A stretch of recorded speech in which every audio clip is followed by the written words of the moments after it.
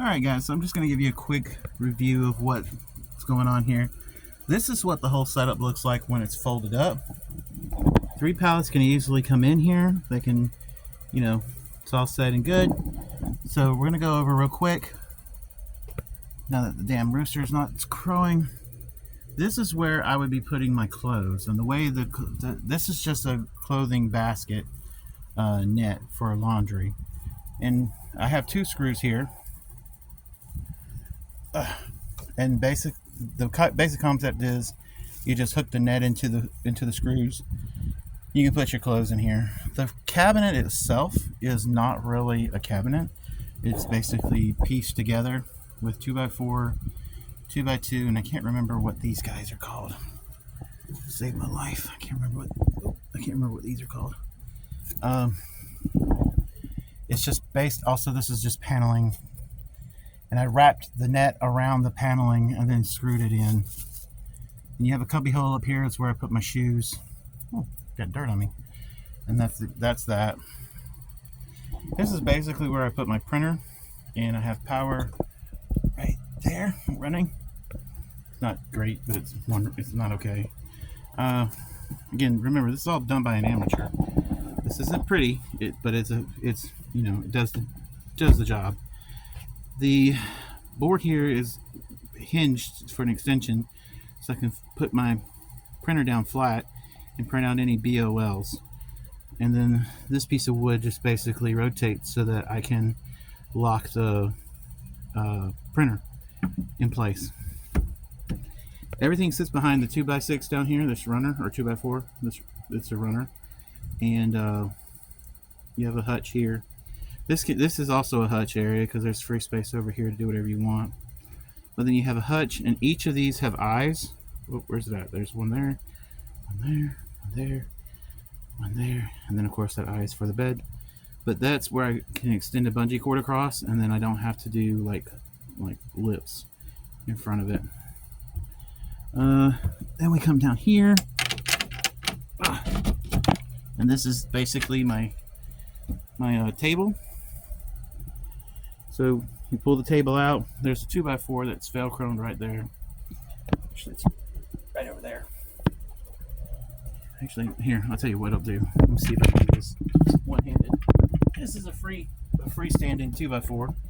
So basically, the 2x4 would sit on the floor, and then I can do all my computer works, or play a Switch, or get on my laptop or whatever. And then underneath, of course, is the shelves. That shelf can come out, and that bottom shelf is actually part of the support for this particular cabinet.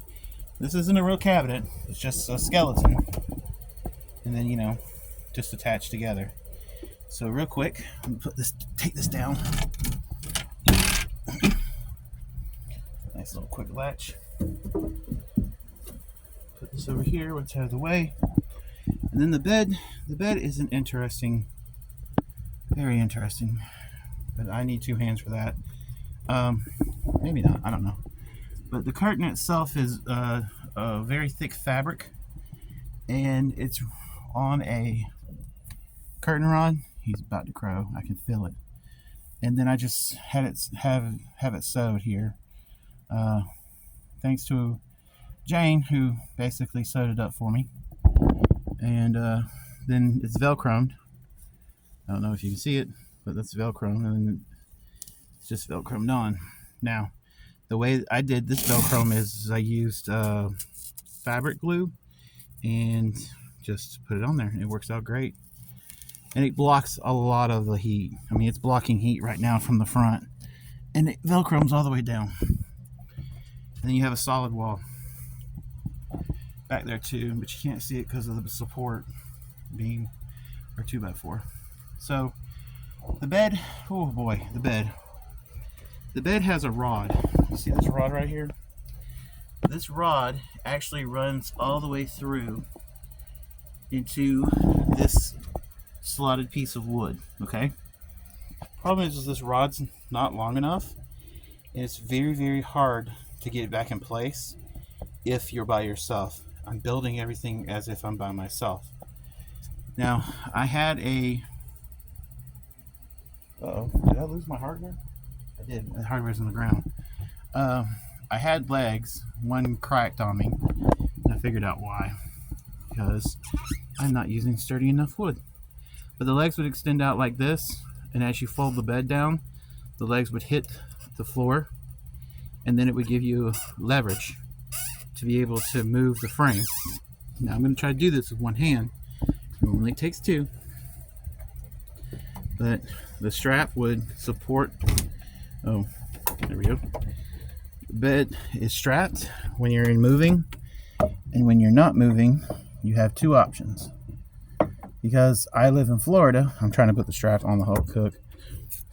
Because I live in Florida, it's always, you know, butt Satan hot. I'm going to try to do this with one leg. You can see it folds down like that. Okay, just pretend there's another leg there. It's broken. And then you'd walk over here, because I'm by myself, and then you would, yep, it's not going to work. You basically pull up and back. But you can see the rod is already moved. That's the general problem with this. The rod's too short, and I think these slots, because all I did was take a jigsaw and then make my slots. My slots are too far back, so when I fold my bed up, the mattress portion hits this, and then it angles it, putting stress on the rod. So while I'm driving down the road, it just shakes and then pops off. And as you can see, just doing it by yourself with one arm was already hard enough. So imagine 3 o'clock in the morning, you're trying to get to bed, and this happens. Or you have it up, you crawl from the front to the bed, and the next thing you know, this side over here is wedged out, and you're tumbling to the floor. So yeah, I'm gonna make sure I pick up my hardware. All right, so we're gonna put this back. Oh. There we go. And then 2x4s are the support beams for the plywood, so no biggie there. Fold the legs back in, put the strap on the eye. Sorry you can't see this. And then you strap it in, and then the bed's locked and loaded and ready to go.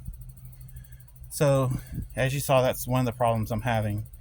The other problem I'm having right now is this shelf is starting to lean, and then this shelf is actually linked and broken. This support's broken, so this has got to come out, and then I'm gonna make this cabinet shorter, put in a locker, extend the width of the bed out so I can put a twin size in, and then cut a memory foam mattress to fit the 6 foot. And just so that you can see, I've got 2 plugs. One plug, the top plug, is attached to my solar bank, portable solar bank, which is right here, strapped in so it can't bump out. It's about 2,000 watts, so you know that can pretty much run anything. You can run a refrigerator up to 4 hours, so pretty much can run anything. The second one is actually attached to an outside plug, and it runs, there's a red cord right there, and it runs here, and then there's a plug-in on the outside, so I can have what's called shore power. So I can have either or, whether I'm visiting or not. I don't depend on the AC on the van too much, because I don't want to ruin the engine. So what I've done is I've got a portable AC here. These things are expensive, and some of them just don't work. Keep that in mind. Took me a little while to figure out how to make this thing work for me, but what I did was I pumped the hot air, and I also have an insulation on it. I pumped the hot air out and into my cargo area, and in the future I'll have a vent up top that will take care of that, you know, venting out the hot air. I do normally have moving blankets on the floor, just to keep me insulated on the floor, because as you can see, I've still got E-track, which is basically metal to metal, but the plywood I installed myself. That's for a future project where I'm going to be able to take the water that drips out of this Flowmaster, or EcoFlow, and it's going to drip underneath here because that's metal on the ground, metal underneath, and then out onto the ground. So yeah, that's pretty much it. But for the most part, you know, this is pretty much where I live for 2 to 3 weeks, sometimes 2 months, depending on how much money I want to make. This is a very small area. It's a very lonely position to be in. You can't really have friends and family over, but it does get the job done. Now, what I'm going to do is, like I said before, make the bed wider, turn this cabinet into a smaller cabinet, probably turn these cabinets into smaller cabinets as well, and then put a standing cabinet up here, because this has to come down, because I'm going to, instead of putting my box fan, which is what you're hearing in the background, instead of putting the box fan on the roof, which worked well, but box fans aren't designed to be hung upside down, I'm going to put it on like a swing bar, and I don't know where exactly I'm going to put it right now, but I have supports here, and I can take a swing bar and put it on here and hopefully be able to swing the fan inward. So we'll see. That's another project. Right now it's getting the cabinet done. So there you go, guys. Again, amateur here. All of this was done by hand. No plans. I did do schematics on the next one, but it's all in pencil. I don't really want to put it online, but I can explain certain things, like, you know, this hutch is actually made with an extra 2x4 on the outside to extend it out. The cabinet isn't really a cabinet, it's really just two box frames on each side, and then it's attached with hinges and then a false top on top. These cabinets basically are just attached by the 2x4. This is paneling.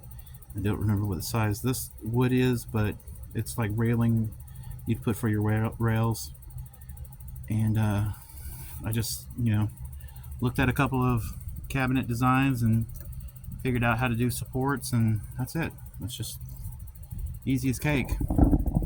You'll need to Google Murphy bed hinges, lock hinges or something like that. The guy is really good. He paints his, he makes his look really, really pretty. I don't want to paint anything because I'm just lazy, and I like the color of wood. Makes me feel at home.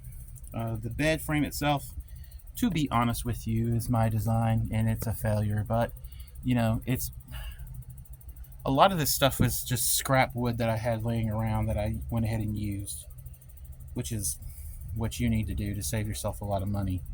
So keep that in mind.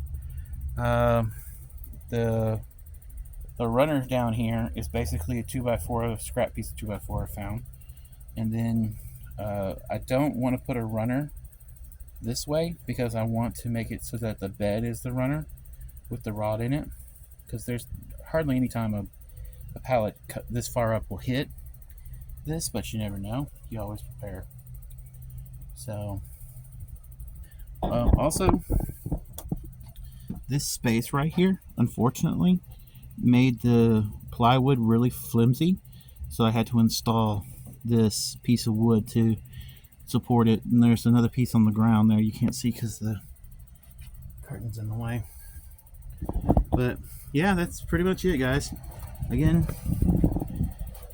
I'm an amateur. Everything you see in here I've pretty much built up that's got wood on it, including the floor, the E-track, how the AC is strapped in. Alright, there we go. Like I said, if you got any questions, I'll try to answer them as best I can. And, you know, on to the next one. So, I don't know if I can get a shot. Let me see if I can get a shot on the outside door. Ooh.